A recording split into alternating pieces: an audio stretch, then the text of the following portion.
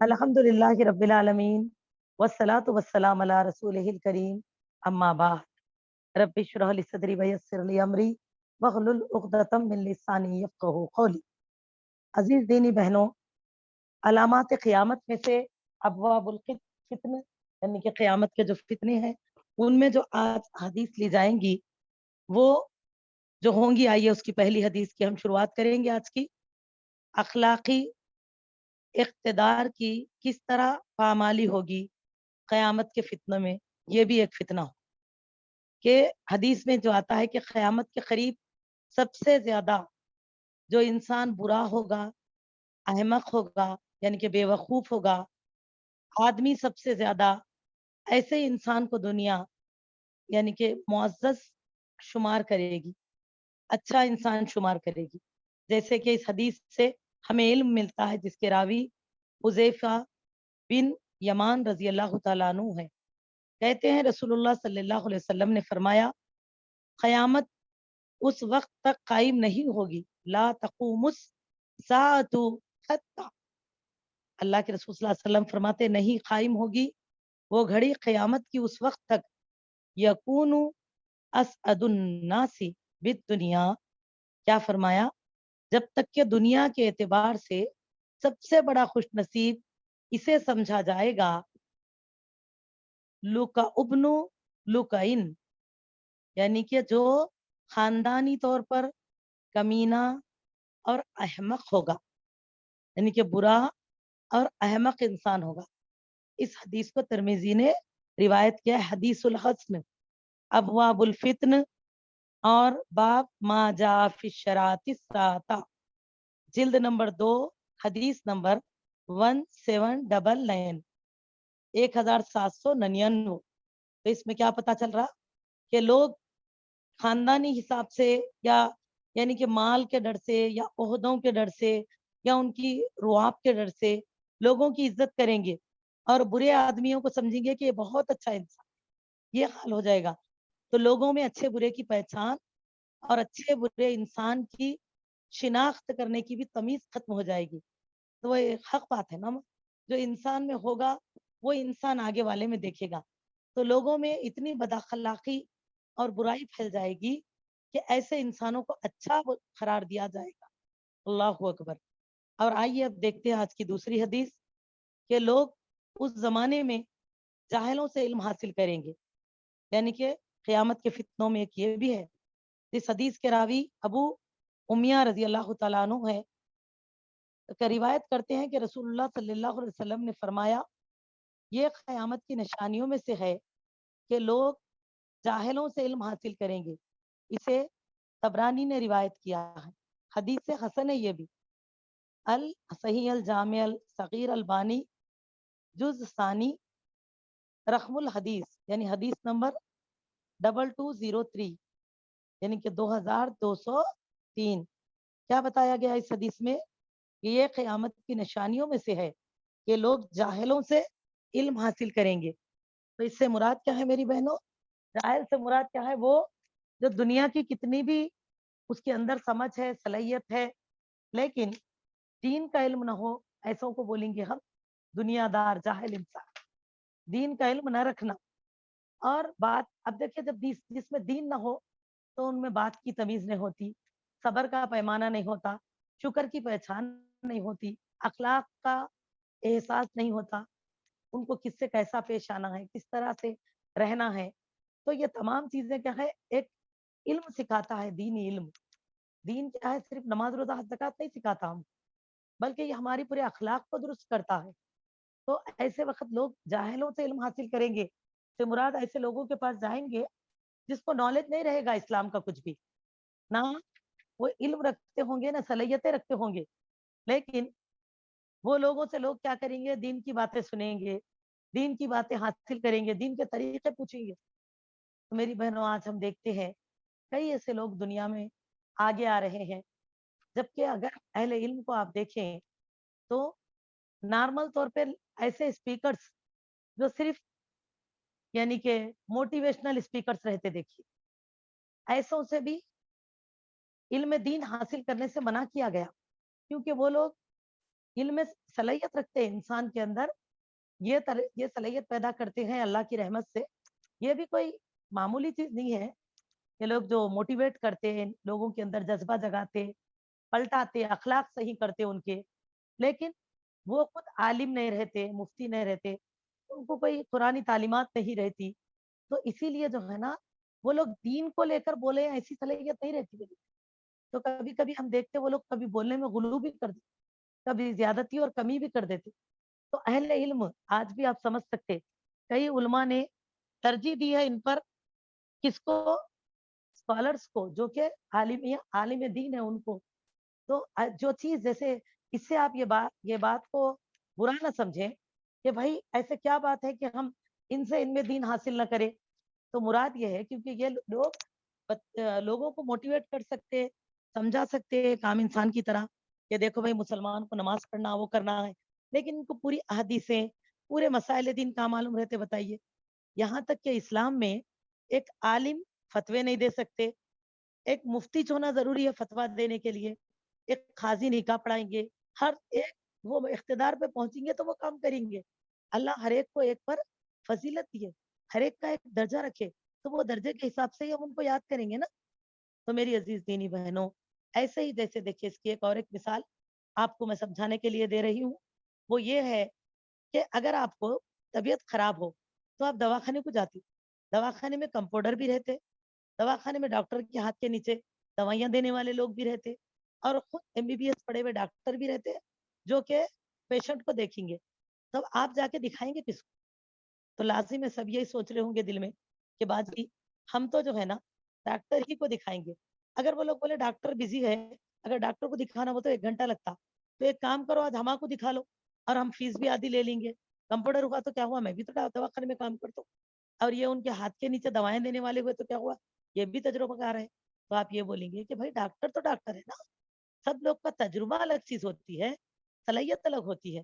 تو میری بہنوں، دنیا میں کوئی بھی کام، زیور آپ کبھی لوہار کی دکان پہ لے جا کے نہیں بناتے، اور لوہے کا سامان کسی سنار کی دکان پہ نہیں تیار کرواتے، اور آپ انجینئر ہی کو بلاتے ہیں نقشہ دلانے کے لیے، اور میستری ہی کو بلاتے ہیں گھر بنانے کے لیے. تو دیکھا جب دنیا میں ایک عہدے کی جو صلاحیت رکھ رہے ہیں، ہم اسی کو اس عہدے کو سونپیں گے. تو میری بہنوں، کہ اگر جب اسلامی تعلیم یا دین آپ کو حاصل کرنا ہے تو اس کی صلاحیت اس شخص میں ہے نہیں ہے، یہ بھی تو جاننا چاہیے نا. اس کے لیے میں یہ نہیں کہوں گی کہ ان کے ہاں عالمیت کا شہادہ یعنی سرٹیفکیٹ ہونا ہے، کیونکہ کبھی کبھی کیا ہوتا، لوگ یعنی کہ داخلے تو لے لیتے لیکن صرف نحو کے سوائے کچھ اور صحیح تعلیمات حاصل نہیں کرتے. ہم کو ایسے کئی علماء 100 بھی ملتے ہیں نا میری بہنوں. اسی لیے دیکھیں، یہ دیکھو کہ کیا وہ قرآن حدیث کو صحیح سمجھے اچھی طرح سے، کیا وہ قرآن حدیث کی دلیل پر آپ کو دین سمجھا رہے ہیں، یا نبی صلی اللہ علیہ وسلم کی دلیل پر آپ کے لیے رہنمائی دے رہے ہیں. تو ایسوں کو عالم کہتے ہیں. تو اس میں علماء کی جو پہچان ہے تو ان کے قریب جائیں اور انہی سے علم دین حاصل کریں. تو میری عزیزوں، اسی لیے بتایا کہ قرب قیامت کے فتنوں میں ایک یہ ہوگا کہ لوگ جاہلوں سے علم حاصل کریں گے. تو دیکھا کیا چیز کو کیا چیز بنا دیتے ہیں. آج ہم دیکھتے کئی ساری ایسی چیزیں ہے نا، جیسے کہ ایک مرتبہ اس پر ایک چھوٹا قصہ سنا رہی میں آپ کو سمجھانے کے لیے، کہ ایک مسلمان آدمی ایک مرتبہ نماز پڑھتے رہتے، اتنے میں ایک اور شخص آتا وہاں پر، اور وہ بھی ان کے پہلو میں ٹھہر جاتا. لیکن وہ آدمی کو دیکھتا جو بازو کھڑا نماز پڑھا ہوا تھا پہلے سے، وہ آدمی دیکھتا ہے کہ جو آ کر وہ آدمی اب آ کے نماز پڑھنا شروع کرے، وہ ایسا ہل ہل کے نماز پڑھے، اتنے لمبے لمبے جھوکے لے رہے نماز میں. تو نماز میں ایسا کرنا تو نہیں ہے. تو انہوں نے پوچھا کہ بھائی نماز تکمیل ہونے کے بعد ان کو بغور دیکھے کہ یہ کیسے نماز پڑھ رہی ہوں. تو میری بہنوں، تکمیل نماز کے بعد وہ ساتھی نے کہا کہ بھائی آپ کو میں نے نماز میں بڑا ہلتا ہوا دیکھا، زور زور سے، تو آپ نے جو ہے کیوں ایسے اتنے ہل ہل کے نماز ادا کی، ایسا تو نماز نہیں ادا کی جائے گی نا. تو انہوں بولے نہیں نہیں، میرے کو نا ہمارے مول صاحب بولے کہ نماز میں ہلکے سورے پڑھو، تو میں اسی لیے ہل ہل کے پڑھ رہا ہوں. تو انہوں بولے ایسا کیسا بولے مول صاحب، بول کے انہوں پھر وہ مول صاحب کے پاس ان کو لے کے گئے. تو مولوی صاحب، یعنی کہ اکثر لوگ مسجد میں نماز پڑھا رہے ہیں کر رہے ہیں، ان سے بھی مسائل پوچھ لیتے. حالانکہ وہ نماز پڑھا سکتے، ان کو قرآن حفظ رہتا، لیکن قرآن کا علم نہیں ہے، انہوں عالم نہیں ہے. تو سب جو ایسے ہی مولوی تھے یہ. تو میری بہنوں، ایک حکایت قصہ ہے، میں صرف اس کا احساس دلانے بتا رہی ہوں. تو ان کے پاس لے جا کے بولے مولوی صاحب انہوں یہ بول رہی کہ آپ ان کو بولے کہ نماز میں ہل کے سورے پڑھو. تو مولوی صاحب اپنا ہاتھ اپنے سر کو لگائے, بولے ہائے کمبخت, میں نے یہ نہیں کہا کہ ہلو ہلو یعنی کہ خود شیخ ہو بول کے, بلکہ میں نے کہا نماز میں ہلکے سورے, بولتا چھوٹے چھوٹے سورے, ایسے سورے جو آپ آسانی سے پڑھ سکتے ویسے سورے پڑھو بولا. تو دیکھا ایک عام انسان کو پورا خلاصہ سمجھائے بغیر نہیں سمجھ میں آیا نا. تو دیکھا علماء وہ ہوتے ہیں جو علم کی پوری گہرائی کو سمجھتے ہیں اور آپ کو قرآن حدیث کو ویسے سمجھاتے ہیں جیسے اللہ نے حکم دیا, جیسے محمد صلی اللہ علیہ وسلم نے سمجھایا. ورنہ جو کوئی بھی ذرا اردو آ گیا ترجمہ سمجھ میں آ گیا, اگر صحیح مصنف کی تفسیر نہیں لیے تو اپنے حساب سے قرآن سمجھا دیتے, آگے پیچھے کچھ بھی بول دیتے ترجمے کا معنی. تو دیکھا ترجمے کی تفسیر میں تو ایسا اسی لیے نہ ہونا چاہیے. اسی لیے علم ایسوں سے حاصل کرو جو علم رکھتے ہیں اور مسائل ان سے پوچھو جو علماء ہیں, جو فتاوا ان سے لو جو مفتی ہے. تو یہ طریقہ سلسلہ ابتدا سے چلا آیا, لیکن اسلام میں قرب قیامت یہ ہوگا کہ لوگ جاہلوں سے فتوے پوچھیں گے. اللہ اکبر. تو اللہ تعالی ہم سب کو صحیح اس معاملے میں بھی صحیح فہم حاصل کرنے کی توفیق دے, اور اللہ تعالی ہم سب کو صحیح فہم دین دے. اللہم فقہنا فی الدین. اب میری بہنوں آج کی دوسری حدیث ہے کہ قیامت کے فتنوں میں سے ایک یہ بھی ہوگا کہ لوگ صرف جان پہچان والے لوگوں کو سلام کریں گے. اور دیکھیں جس حدیث کے راوی عبداللہ بن مسعود رضی اللہ تعالیٰ نے کہتے ہیں کہ نبی صلی اللہ علیہ وسلم نے فرمایا یہ قیامت کی نشانیوں میں سے ایک ہے کہ آدمی دوسرے آدمی کو صرف جان پہچان کی وجہ سے سلام کرے گا. اسے مسند احمد نے روایت کیا, رقم الحدیث 53 یعنی کہ حدیث کا نمبر. تو میری عزیز دینی بہنوں آپ دیکھیں اس سے ہمیں کیا پتا چلا کہ اگر ہم راستے سے جا رہے ہیں کوئی مسلمان بہن دکھے آمنا سامنا ہو گیا تو السلام علیکم بول لیا کریے, ہے نا. کبھی کبھی یہ ہوتا ہے کہ بلڈنگ میں کئی لوگ رہتے, لفٹوں سے اترنے میں کرنے میں آمنا سامنا ہوتا لیکن ایک دوسرے کو سلام نہیں کرتے. کبھی کبھی تو کوئی اگر سمجھنے والے انسان ہے دین کو ذرا, تو انہوں اگر آمنا سامنا ہو گیا سیڑھیوں پہ آپ اتر رہے انہوں چڑھ رہی, اگر کسی نے سلام کر دیا ہم کو السلام علیکم, تو ہم لوگ ادھر ادھر دیکھتے, دیکھ کے بولتے کس کو کون ہے ماں, وعلیکم السلام بھی نہیں بولتے, دیکھو ایک دم ڈر جاتے. ارے کیا آپ کے لیے کافی نہیں ہے کہ وہ آپ کی مسلمان بہن ہے؟ تو ہاں یہ ضرور ہے کہ خواتین خواتین کو کرو, مرد مردوں کو کرو, پھر سلام کرو, پھر اللہ جان پہچان خود بخود بڑھائیں گے. جب آپ سلام سے بھی کتراؤ گے تو کس طرح جو ہے آپ اللہ کے بندوں کے قریب ہوگے میری بہنوں. ان کے تو ہم پر بہت سارے حقوق ہیں. تو اسی لیے سلام کا معاملہ چن چن کے یا پہچان والوں کو کرنا بالکل غلط ہے.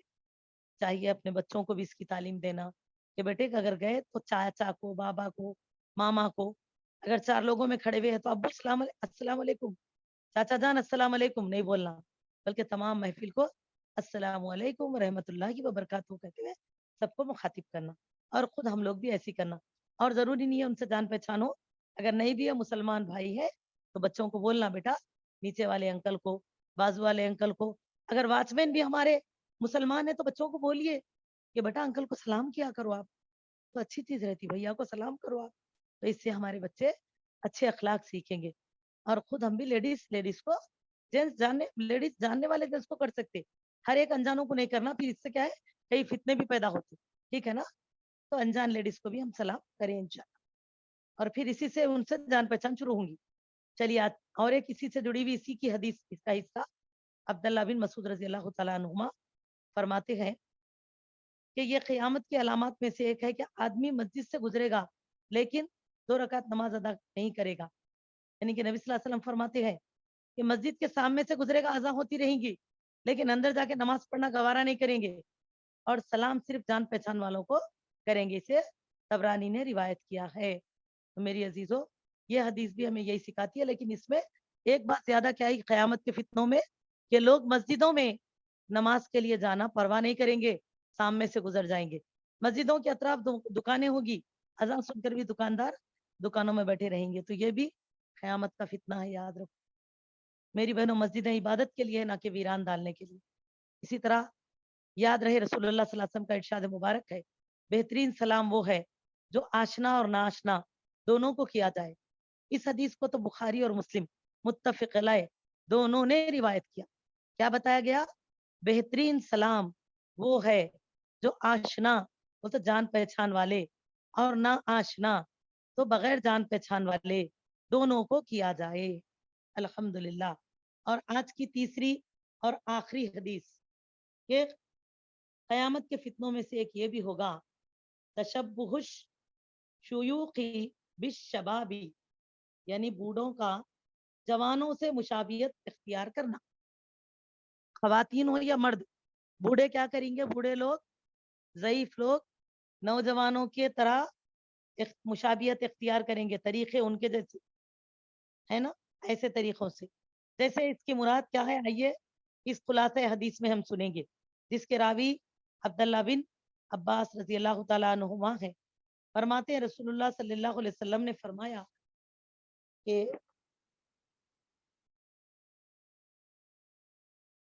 آخری زمانے میں کچھ لوگ کبوتر کے سینے جیسا سیاہ رنگ کا خضاب لگائیں گے، یعنی کہ یہ بھی قیامت کے فتنوں میں سے ہوگا.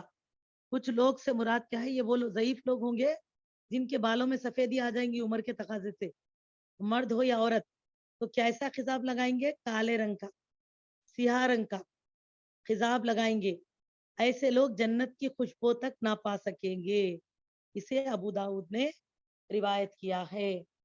تو اس میں کیا پتا چلا کہ ہم کو شریعت سے ایک بار اگر بال کالے ہو جائیں عمر کی وجہ سے، اگر کم عمری میں کوئی بیماری جس میں کسی چیز کی کمی کی وجہ سے اگر کسی کے بال بوڑھے ہوتے ہیں، سفید ہوتے ہیں، تو اس کو اپن کالا کر سکتے ماں. یہ اہل علم کا کہنا ہے، آپ کسی بھی مفتی سے پوچھ سکتے. جیسے کہ رسول اللہ صلی اللہ علیہ وسلم کے جو دادا تھے ان کا نام شیبہ تھا، ان کو بعد میں عبد المطلب پکارا گیا، تو اسی نام سے انہوں مشہور ہوئے. تو شیبہ کیوں تھا ان کا نام؟ کیونکہ جب وہ پیدا ہوئے تو ان کے سر میں سفید بال تھے، تو شیبہ کے معنی عربی میں سفید بال والا، تو اسی لیے ان کو شیبہ شیبہ پکارے لوگ پورے. تو اس میں تعجب کی بات نہیں ہے. کبھی کبھی پیدائشی طور پہ بچوں کو چھوٹے سے دودھی نرم دانت رہتے، بعد میں جھڑ جاتے. اسی طرح کبھی سفید بال، اسی طرح کبھی 8-10 سال کے بچوں کے سروں میں بھی سفید بال آ جاتے. اور اسی طرح کبھی کبھی نوجوان لڑکیاں لڑکے لیکن بال پورے سفید ہو جاتے ان کی، تو کچھ کمزوریوں کی وجہ سے یا بیماریوں کی وجہ سے ہوتا ہے. تو ایسے وقت میں یہ لوگ کالا کر سکتے ہیں، ان کو منع نہیں ہے، سمجھے. لیکن وہ لوگ جو کہ عمر کے تقاضے سے بوڑھے ہو گئے، سمجھ گئے، جس کی وجہ سے بڑھاپے کی سفیدی ظاہر ہو گئی بالوں میں، تو خضاب اگر کالا استعمال کرتے ہیں تو جنت کی خوشبو سے بھی محروم ہے. تو اسی لیے مہندی لگا سکتے، یا لال کلر یا برگنڈی کلر، ایسے کلرز، لیکن سترنگی کلر بھی نہیں لگانا. 4 بالاں پیلے، 4 بالاں ہرے، 4 بالاں سفید آج کل لگا رہے ہیں، دیکھیے طوطوں کے جیسا سترنگی کلر لے رہے، تو ایسا بھی بالکل غلط ہے. یہ بھی بالکل غلط میری بہنوں، چھچوری علامت ہے، اسلام نہیں پسند کرا. تو بس آپ ایک کلر لگائیے. اس میں زیادہ تر مہندی کا استعمال کرنے کو ترجیح دیا گیا، کیونکہ اولیاء اللہ بزرگان دین آپ صلی اللہ علیہ وسلم کے زمانے میں بھی بالوں کو لالی کی جاتی تھی. تو اسی لیے ہم لوگ مہندی والا کلر لگا سکتے، یعنی کہ لال کلر، یا ایسے ہی برگنڈی ہے یا ایسا ہی براؤن کلر ہے، لگا سکتے، آپ استعمال کر سکتے. الکوہل جس میں نہ ہو، ویسے ریڈی میڈ کلرز مل رہا نا، وہ بھی بھگا کے آپ، لیکن الکوہل اس میں ہو نہ ہو، کالے رنگ کا خضاب بالوں کو نہیں لگانا. چاہے وہ آج کل جیسا نکلا، دیکھیے شیمپو لاتے اس کو بالوں کو ایسا لگا کے نہاتے، سفید جا کے پورے بالا کالے. تو یہ میجک بھی نہیں کرنا. ایک بار ضعیفی ظاہر ہو گئی تو الحمدللہ ہمارے لیے جو ہے اس کو برقرار رہنے دے. اگر کر رہے ہیں تو لال کلر میری بہنوں. اور ایک نبی صلی اللہ علیہ وسلم کے فرمان کو بھی سن لے. آپ نے فرمایا ابن آدم بوڑھا ہو جاتا ہے لیکن اس کی 2 خواہشیں جوان رہتی ہے. ایک کیا ہے؟ مال کی خواہش، جوانی ہے، دیکھو ایسا لگتا ہے کہ ابھی بھی بس زندگی میں بہت کچھ کرنا ہے تو ہونا ہرس ہرس. اور فرمایا دوسرا لمبی عمر کی خواہش. یہ خواہشات ہے. اس حدیث کو بخاری اور مسلم نے روایت کیا، اور میری بہنوں الحمدللہ متفق علیہ کی، یعنی کہ سندن حدیث ہے. اور میری بہنوں یہ کالے خضاب کے لیے جو ابو داؤد کی حدیث میں نے آپ کو بتائی نا، تو لے لیجئے کتاب اللباس، باب الماجا فی خضاب السعودی، اور جلد نمبر 2، حدیث نمبر 3548، 3548 آپ چیک کر سکتے۔ تو کوئی بھی آئندہ بالوں کو کالا کلر مت کیجیے جس کی عمر ہو کر بال سفید ہو گئے، اور کسی بھی مسلمان کو یہ بات بتائیے کہ اللہ نے ایسوں کے لیے کیا بتایا کہ جنت کی خوشبو تک بھی نہیں جا سکتے۔ اور ایک حدیث بھی اس کی ضمن میں ہے کہ ایسے لوگوں پر لعنت ہے جو کہ اپنے پیٹ کو، اپنے بالوں کو چتکبرے کوے کے پیٹ کی طرح رنگتے ہیں، تو کالے رنگ کا خضاب لگاتے، تو جس سے سفیدی بالکل پھر بھی محسوس ہوتے رہتی، یعنی کہ الگ ایک دم پیٹ کے کوے کے پیٹ کے جیسا کالے ہوتے ہیں بال، تو وہ بالکل اس سے منع کیا گیا۔ چلیے تو آج کی جو ہماری حدیثیں ہیں وہ مکمل ہوئی میری بہنوں، اب اس کے ساتھ اپنی بات کو تکمیل کرتی ہوں۔ آخر دعوانا ان الحمدللہ رب العالمین۔